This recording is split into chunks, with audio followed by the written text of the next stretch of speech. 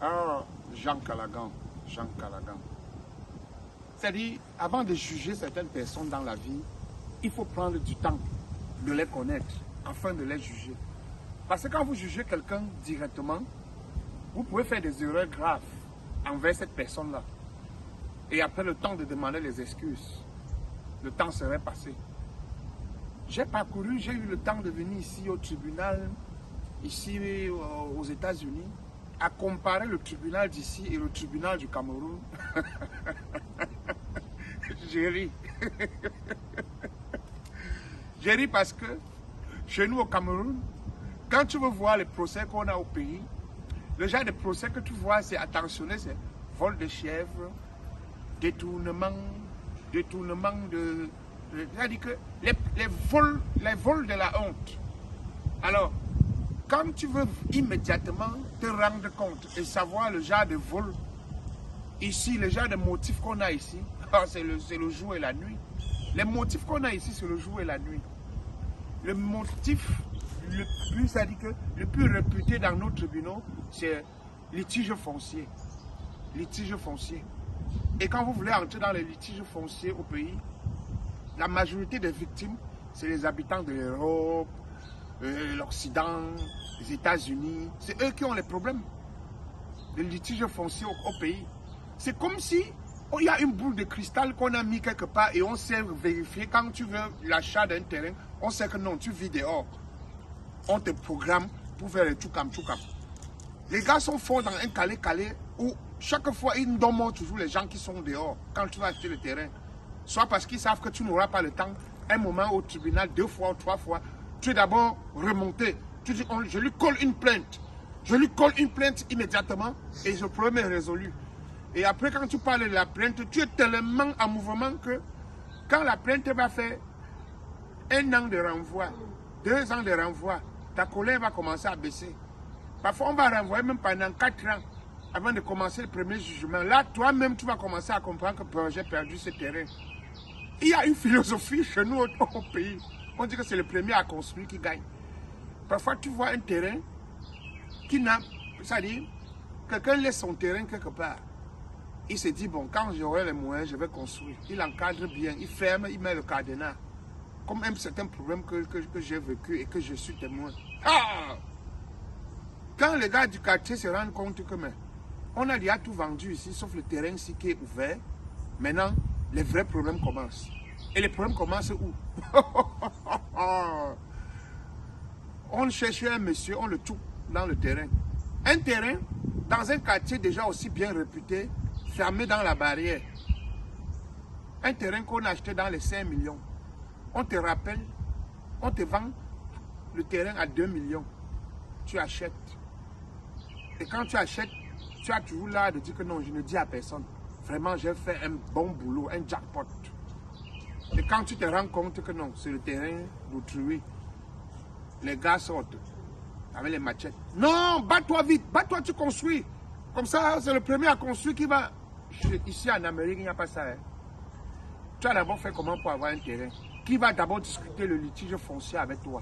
Tout est paramétré. Parfois, tu restes ici, tu dis, oh, vraiment, voilà un monsieur qui a duré en Amérique 12 ans, 14 ans. Il n'a même pas investi au pays. Vraiment, c'est un malheureux. Je ne sais même pas ce qu'il fait avec son argent.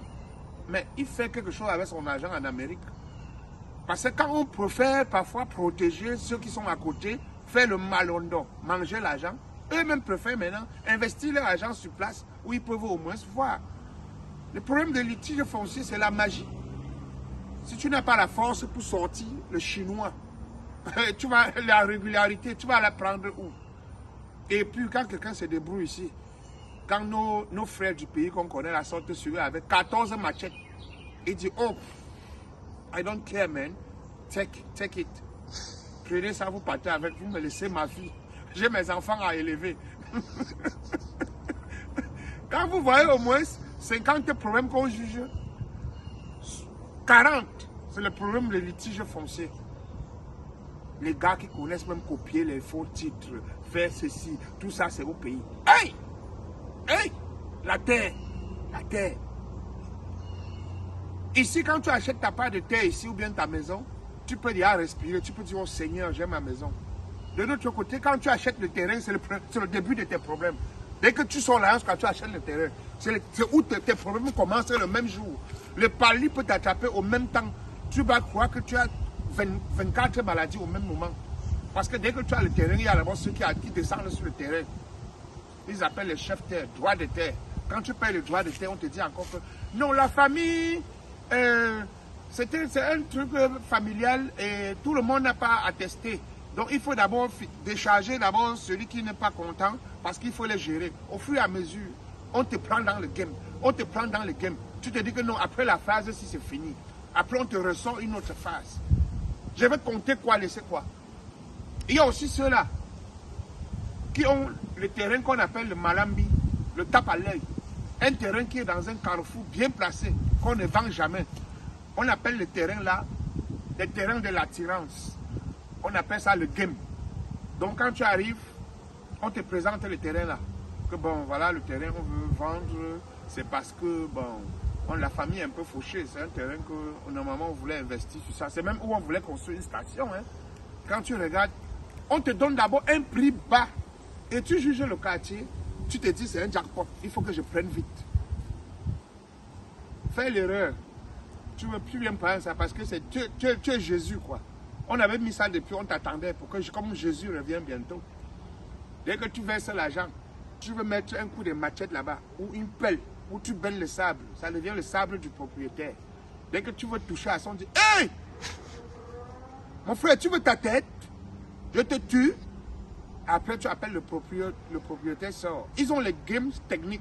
Celui qui te montre le terrain et celui qui va prendre l'argent, il reste qu'à la maison. Il dit que vous allez montrer le terrain. Le jour que tu reviens maintenant dans le game, il dit que mais il y a les gens sur le terrain.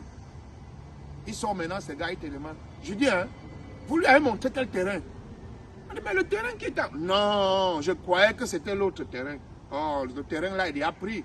C'est monsieur tel qui a pris le terrain là. Non, on va te recaser. Le mot-clé des gars là, c'est recaser, recasement.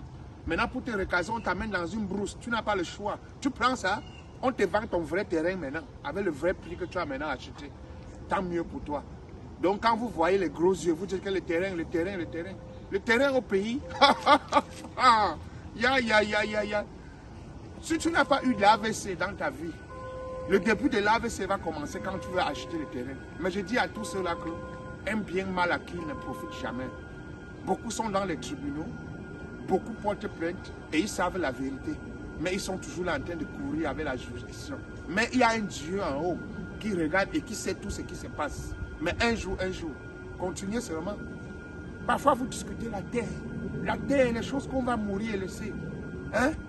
Pour un bol de terre comme ça, quelqu'un ne se parle pas avec son voisin. Pour un bol de terre, une virgule comme ça, tu entends que l'autre a mis le remède pour que l'un traverse pour mourir pour la terre. Que celui qui me tue ne reste pas mourir. Coupez.